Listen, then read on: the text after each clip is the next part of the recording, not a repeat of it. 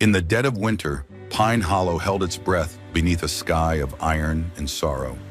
Snow fell not like weather, but like memory, silent, relentless, smoothing over the broken fences and forgotten tracks of a town that had long since turned inward. At the edge of that silence, past where the roads gave up and the trees reclaimed the land, stood a crooked cabin made of old wood and older grief. Inside, Bonnie McGuire moved like smoke, careful, quiet, and practiced, as if she could stitch her world back together with nothing but routine and stubbornness. Once, she'd been called a fine wife, then a fine widow. Now she was mostly called nothing at all. Her life was a pattern of wood smoke, cold water, and worn-thin hope, and she would have lived out her days in that same rhythm, if not for the man the winter dragged to her doorstep.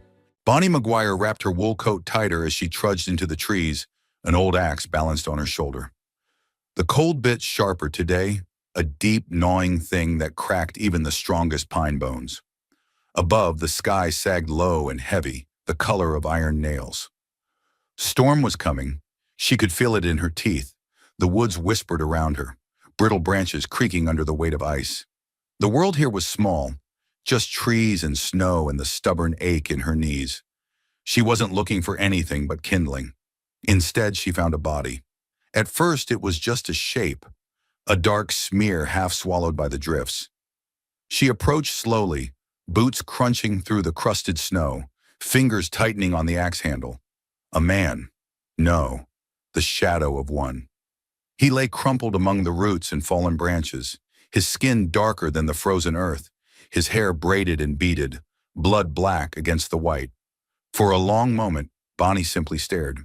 The smart thing, the Pine Hollow thing, would be to turn around. Leave him to the winter. Let the land finish what it started. But Bonnie McGuire had never been much for doing the smart thing. She dropped the axe. The sound barely registered over the roaring quiet of her own pulse. The man was breathing, barely. Each ragged breath fluttered like a dying moth against the brutal cold. Bonnie knelt beside him, knees sinking into the snow, and touched his face with trembling fingers. His skin was burning hot beneath the frost. Fever. If she left him, he'd die. If she brought him home, it might be her who paid for it. Still, her hands moved, unbuckling his woven sash, trying to staunch the wound, seeping warmth into the snow. Muttering apologies to no one, as she braced and heaved and half-dragged his dead weight toward the cabin. The journey back was a blur of pain and stubbornness. Bonnie's fingers screamed against the frozen leather of her gloves. Her breath tore from her chest in harsh bursts. She stumbled once, both of them falling into the snow like broken marionettes. But she pushed on. She had not saved her husband. She would save this man. Inside the cabin, she laid him near the fire, stripped the frozen clothing from his limbs, cleaned the wound with moss and water. His blood was darker than hers, richer somehow, like earth after rain. She worked in silence, her hands steady even when her heart wasn't. Packed the wound, whispered half-remembered prayers into the smoky air, covered him in every spare blanket she owned. He did not wake, but he breathed. That night, Bonnie didn't light the lantern. She sat in the rocking chair, her rifle leaned against the wall, and watched the fire paint trembling shadows across the cabin walls.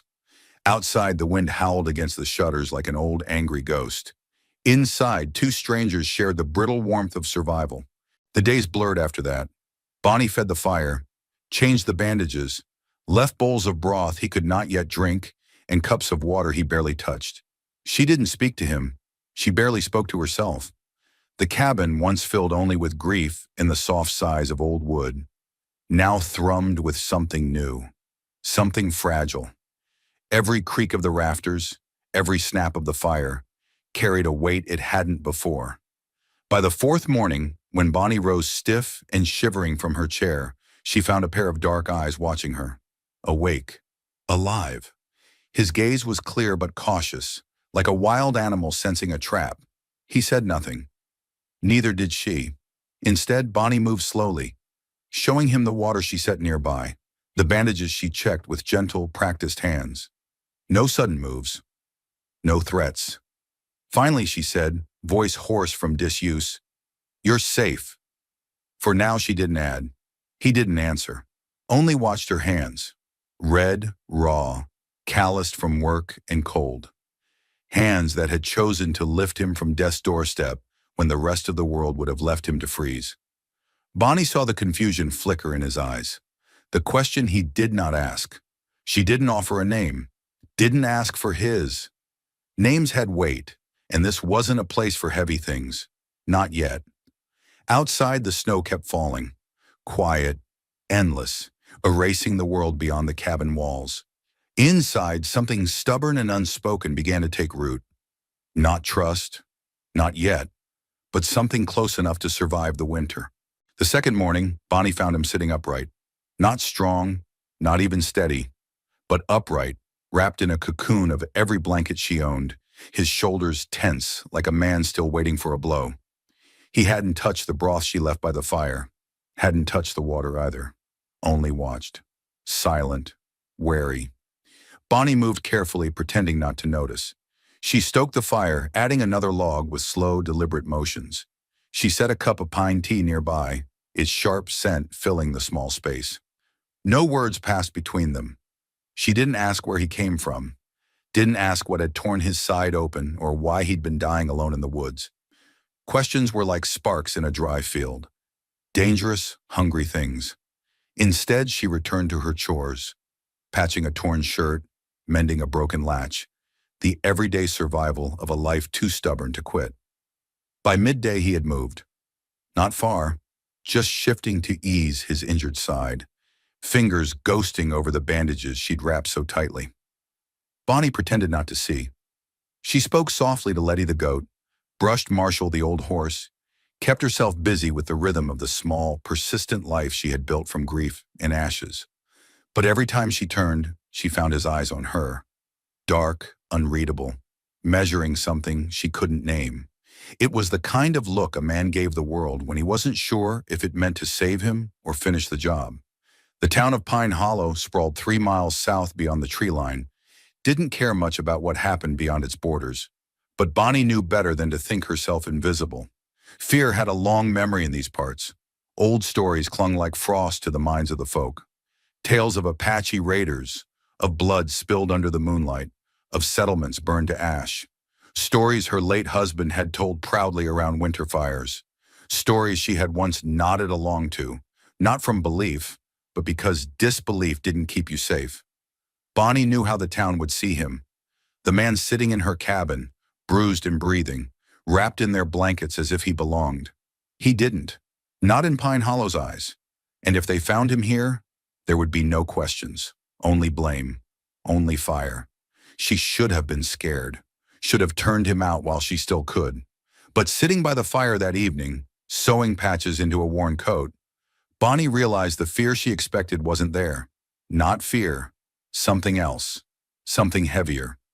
Responsibility. He began to eat on the third day.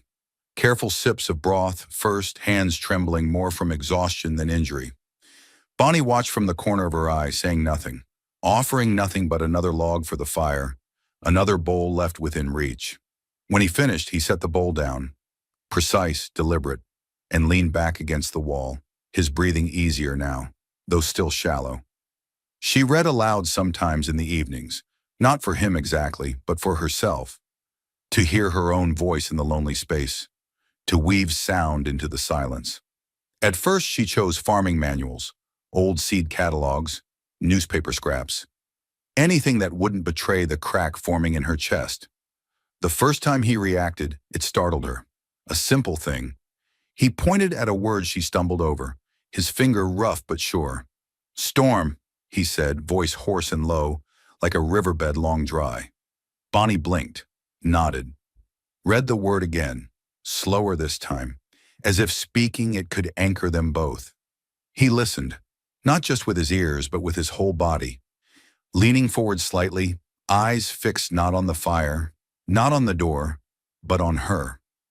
Bonnie closed the book softly when she finished. Neither of them spoke. The snow outside whispered against the shutters. The fire cracked and shifted, and in that fragile quiet, something unfamiliar took root between them. Not comfort exactly, not trust, but the slow, stubborn warmth of endurance shared. The man did not give her his name. Bonnie didn't ask. Names carried weight, and there was already enough pressing down on the cabin walls. Instead, she called him simply you when she spoke at all, and he responded with nods, small gestures, quiet presence. Their communication became a language of necessity, a glance to the empty water bucket, a hand offered to steady a log being split, a faint, fleeting smile when the tea wasn't quite so bitter. It was a rhythm without music, a dance without steps, and somehow it fit. One night, as the wind howled against the thin cabin door, and the world outside seemed 1,000 miles wide and empty, Bonnie dreamed of her husband for the first time in months. But it wasn't the man she had married she saw. It was the man who had told stories around the fire, stories of blood and fear, of enemies unseen but always present, stories that had kept her awake long after the flames died down, listening for footsteps in the snow. She woke cold, the blanket twisted around her legs, and found him, the stranger, the man who should have been the enemy, awake, watching the door, knife resting easy in his hand, not pointed at her, never at her, at the dark beyond, protecting. Without a word, Bonnie pulled another blanket from the trunk and tossed it over him. He caught it one-handed, eyes never leaving the door, as if the act of kindness itself could be dangerous. She sat back in the rocker, heart hammering, throat thick. The fire crackled low between them. Outside, the storm raged. Inside, two souls, battered, wary, and stubbornly alive, weathered the night side by side. The thaw came slow that year, reluctant as an old mule. Each morning, Bonnie pushed open the door to find the snow retreating by bare inches, revealing patches of stubborn brown earth and broken twigs. Inside the cabin, life settled into a rhythm. Not fast, not easy, but steady. The stranger, the man who had nearly died on her doorstep, grew stronger with each passing day. His wound no longer bled, but it ached, and Bonnie could see the tightness in his movements, the way he favored one side when he rose from the fire. Still, he worked. Quietly, steadily, without needing to be asked, fetching water from the well, splitting kindling in slow, deliberate strokes, mending a loose shutter without Bonnie even noticing until the wind stopped howling through the cracks. They spoke little, but they spoke enough. A nod here, a word there. Simple things, water, wood, storm. It wasn't language that bound them. It was something older, something built from necessity and silent trust. Bonnie had not gone into Pine Hollow since the day she found him. She knew what the town would say if they learned. Not just fear, not just anger. They would see betrayal, a widow bringing danger into their quiet lives, a woman who had crossed an invisible line they dared not name but never forgot. And if they knew he was Apache, there would be no questions, only torches and rope. Bonnie knew how it would play out because she had seen it before. When a drifter wandered too close to town, when a ranch hand of the wrong color lingered too long at the wrong saloon.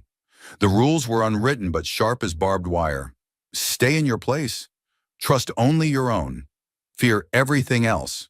Bonnie's fingers tightened around the broom she was sweeping with, the bristles dragging across the floor like a low growl. She had lived by those rules once, had nodded along to the talk of savages and raids and blood debts.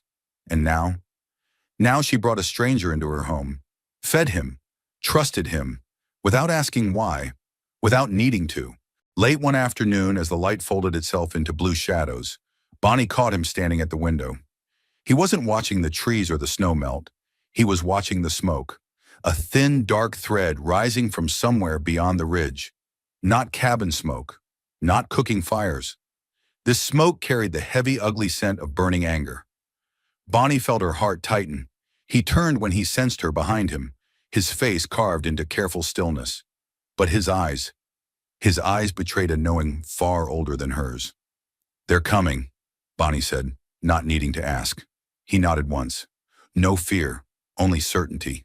That night they didn't light the lantern. The cabin stayed cloaked in shadows, the fire banked low, the windows shuttered tight. Bonnie sat at the table, her sewing forgotten in her lap, while he carved small shapes from a scrap of wood, his fingers sure and patient. Outside, the world stirred, boots crunching on the frozen ground, voices muffled by distance and dread. When the knock came, it wasn't polite. It was the kind of knock that came from men who already knew the answer they wanted. Bonnie rose slowly. The rifle leaned against the doorframe, but she didn't reach for it. That would only make it worse. She opened the door. 3 men stood there, breath steaming, hats pulled low. Sheriff Kane among them, a man who wore the badge like a weapon. "Bonnie," Kane said, tilting his head, "we need to talk." Her stomach twisted, but she kept her voice even. "You're early for coffee." "No one's here for coffee," said one of the others. Virgil, sharp-jawed and sharp-tongued, a boy who thought a quick temper made a strong man.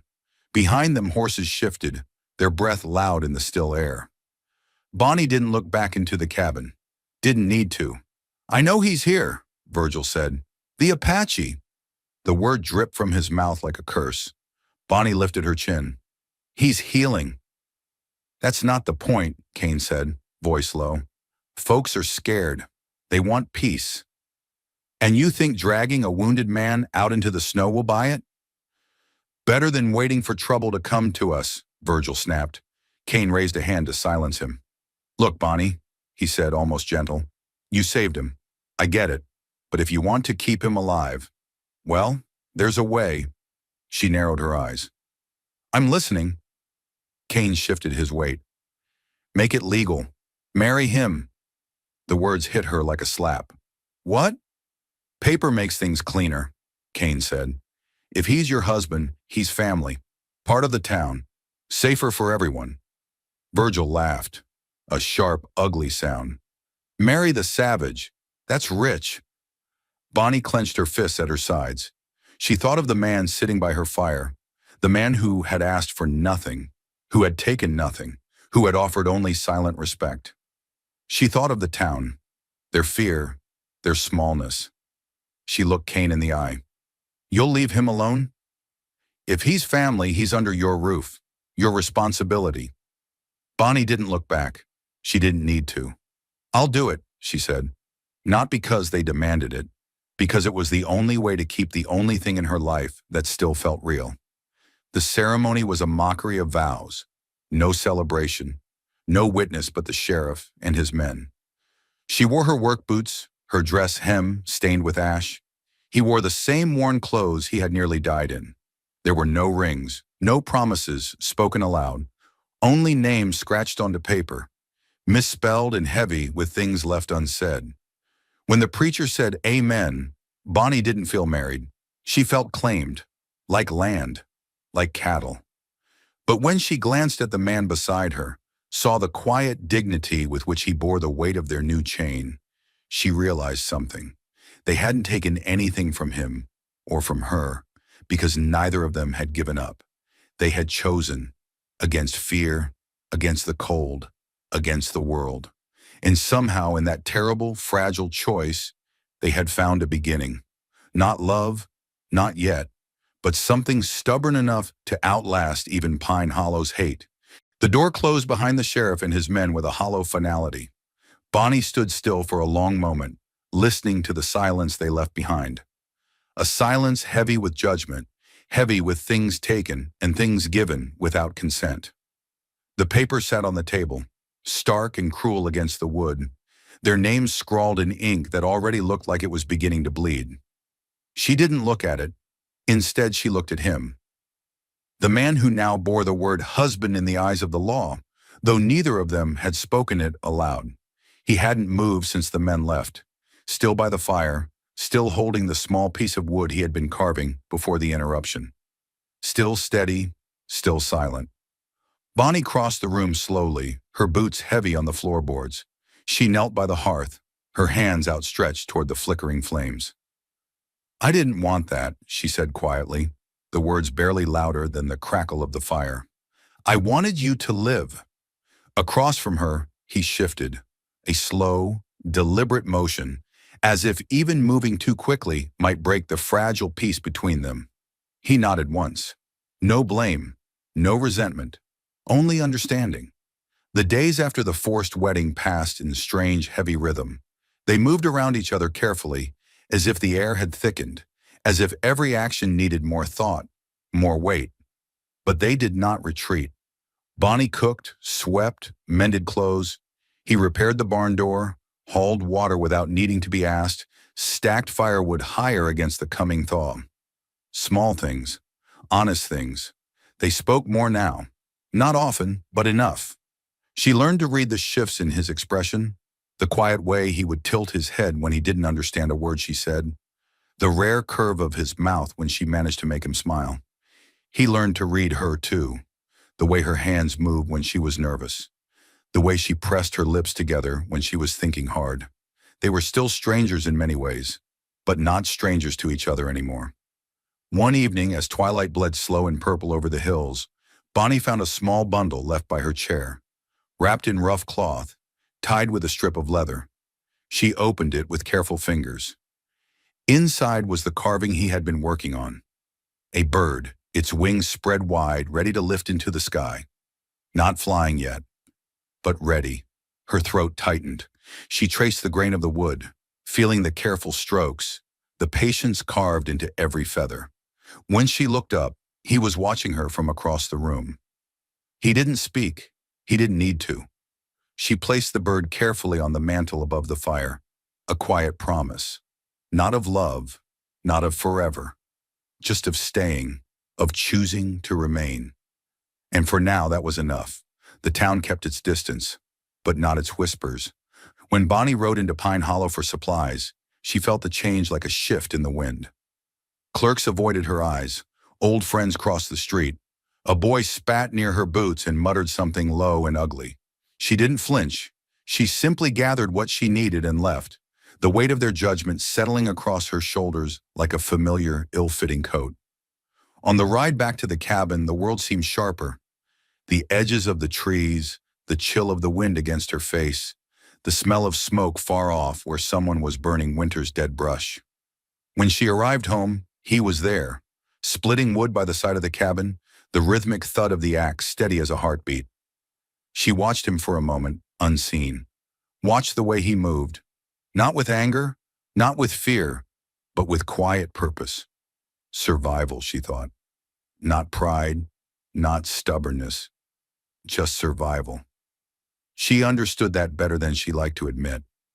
That night they sat by the fire in the easy silence that had grown between them. Bonnie stitched the lining of a jacket, her fingers moving without thought, while he whittled another piece of wood, some new shape she couldn't yet guess. After a long while she spoke. "Do you want to leave?" The question hung between them, fragile as spun glass. He didn't answer right away, just stared into the fire, the light painting gold into the lines of his face. Then finally he said, "Yes." The honesty struck her harder than any lie ever could have, but there was no apology in his voice, no shame, just truth. She nodded, her throat tight. "I wouldn't stop you. I know." They sat that way for a long time, two figures framed by firelight in the endless hush of winter outside. She thought of the cabin, the walls they'd mended together, the fields they'd trudged across side by side, the silent, stubborn bond they'd built with no words and no promises. She thought of the town, its smallness, its fear, and she thought of him. Not a threat, not a stranger, not anymore. When he finally rose and walked past her toward the door, she thought her heart might break. But he didn't leave. Not that night. Instead, he stood by the window, watching the snow fall heavy and slow. The same snow that had buried his past and hers alike. Bonnie sat still, hands quiet in her lap, waiting. And when he turned back to her, something in his eyes, something fragile and fierce, told her what he hadn't yet found words to say. He wasn't leaving. Not yet. Maybe not ever. Outside, the world braced for another storm. Inside, two souls leaned into the warmth they had carved from the cold. The first sign wasn't the smoke. It was the stillness. The trees along the ridge stopped their whispering. The crows that usually squabbled over frozen scraps vanished into silence. The wind, once sharp and cutting, now lay dead against the earth, as if the world itself was holding its breath. Bonnie felt it first, a prickle at the back of her neck. the ancient instinct that something unseen was gathering. Tan felt it too. She found him standing outside near the garden they had barely begun to dream of, his face turned toward the northern hills, shoulders tight. "Smoke," he said, voice low, almost reverent. Bonnie followed his gaze. A thin line of black threaded upward into the sky. Not a wildfire, not natural. A signal. Someone had set a fire not to clear land but to call others. Someone was coming. They packed quickly. Not much to gather. A few scraps of dried meat, a flask of water, a thin blanket, the carved bird from the mantel. Tan took nothing he couldn't carry on his back. He moved with an efficiency born of experience, his body all economy and quiet, while Bonnie struggled to force shaking hands to do simple tasks. Rolling up the wool shawl, lacing her boots tight, checking the rifle's charge even though she knew it would be useless against what was coming. They didn't speak. They didn't need to. Fear moved between them like another living thing. Thick, heavy, relentless. As they saddled Marshall, the old horse shifted uneasily, sensing the change in the air. "Easy, boy," Bonnie whispered, patting his flank. She swung up into the saddle, felt the leather bite into her palms, the cold biting harder into her bones. Tan walked beside her, refusing to ride. He moved with a predator's grace, steps sure even in the thawing mud. They left the cabin without looking back. They didn't have to. The place was already burned into their memories. Every crack in the wood, every whispered secret of fire and breath. They reached the old dry creek bed by dusk. The moon hung low and yellow over the world, spilling sick light over the dying land. Bonnie tugged her shawl tighter around her shoulders, heart hammering against her ribs. They could make it, if they kept moving, if they stayed quiet. But hope was a fragile thing under a sky like this. At the ridge, Tan stopped abruptly, raising a hand. Bonnie followed his gesture. 3 riders, dark shapes moving fast through the trees, fanning out, cutting off escape. The ambush had been waiting. Bonnie cursed under her breath, gripping the reins tighter. Tan moved first. He reached up and pulled her down from the saddle, rough but careful, shoving her behind a fallen tree trunk. "Stay low," he said. Then he turned to face them. Alone, unarmed, a dark figure against the snow. The riders approached, rifles drawn. Bonnie recognized one of them, the boy who had spat at her in town. Virgil. The others she didn't know, but it didn't matter. Their faces were twisted with the same thing. Fear masked as righteousness. "That's far enough," Virgil barked. Tan raised his hands, palms open. "We're just passing through," Bonnie called, stepping out from behind the tree despite Tan's protest. Virgil sneered. "You harboring a fugitive, Bonnie. You aiding a savage." "He's my husband," she said flatly. One of the other riders laughed, a harsh sound. "You think that matters?" Virgil leveled his rifle. Bonnie's breath caught in her throat. Tan stepped forward. "No," he said. "You want blood? Take mine, not hers." For a moment the clearing held its breath. The trees leaned closer. The moon stared down, cold and impartial. Then a crack. Gunfire. Not aimed at Tan, not aimed at Bonnie. Confusion exploded like shrapnel. Someone shouted. Someone cursed. Another rider, young, scared, lowered his rifle, shaking his head. "This ain't right," he shouted. "She's bleeding." Bonnie staggered back, hand to her side. Warmth spilled between her fingers. Fast, frightening. Tan caught her before she fell, cradling her against his chest. The world spun. "Stay with me," he murmured, voice fierce, raw. Somewhere in the chaos the riders argued, their voices rising and falling. But Bonnie heard only Tan's voice, only the steady thud of his heart against her cheek. They let them go, not because of mercy, because fear was easier to live with than guilt. Tan lifted her onto Marshall, climbing up behind her, one arm wrapped around her waist to keep her steady. They rode south, away from Pine Hollow, away from everything they had known, the snow melting into dirty slush underfoot, the air heavy with the stink of gunpowder and regret. Bonnie's head lolled against Tan's shoulder. She blinked up at the sky, the stars smeared into pale streaks. "I'm all right," she whispered even as her blood soaked through his cloak. "You will be," Tan said, not a promise, A vow. They found shelter in a hollow miles beyond the reach of the town's hate, a fold of earth tucked between low hills and bramble. Tan built a fire from damp wood, his hands steady despite the tremble in his shoulders. He boiled water, cleaned her wound, changed the bandages with a gentleness that made her chest ache worse than the bullet had. Bonnie drifted in and out of sleep, the smell of smoke and wet earth filling her dreams. She woke once to find him carving again, a small shape in his lap, the blade flashing in the firelight. A bird, another one, wings open, ready to fly. The world they had known was gone, burned away like the last brittle leaves of winter, but in the shelter of the hollow with the fire crackling low and Tan's presence a steady warmth at her side, Bonnie realized something fierce and precious. They hadn't lost everything. They still had the one thing Pine Hollow couldn't steal with fear or law or bullets, each other. The hollow where they sheltered was nothing more than a crease in the land, hidden between low, weathered hills and a thicket of the stubborn pines. But to Bonnie, wounded and worn thin, it felt like a kingdom. Tan tended the fire through the long, bruised nights, never letting it die. He cooked roots and boiled herbs he found nearby, feeding her broth by the spoonful when she was too weak to lift her head. Each day, Bonnie felt a little more of herself return, slow, painful inches. And each night she fell asleep to the sound of Tan's quiet breathing, steady and close. The wound on her side healed ragged and angry, but it healed. She would carry the scar forever, a mark of the life she had chosen over the safety of silence. One morning, when the sky was still more gray than blue, Bonnie sat up without help. Tan noticed but said nothing. He simply handed her a cup of pine tea, his rough fingers brushing hers for a moment longer than necessary. Their bond had shifted again, no longer tethered by survival or necessity. Now it was choice, pure and unspoken. When Bonnie could walk without leaning on him, they moved further south. The land softened as they traveled. The trees taller, the soil richer, the rivers running freer than anything near Pine Hollow.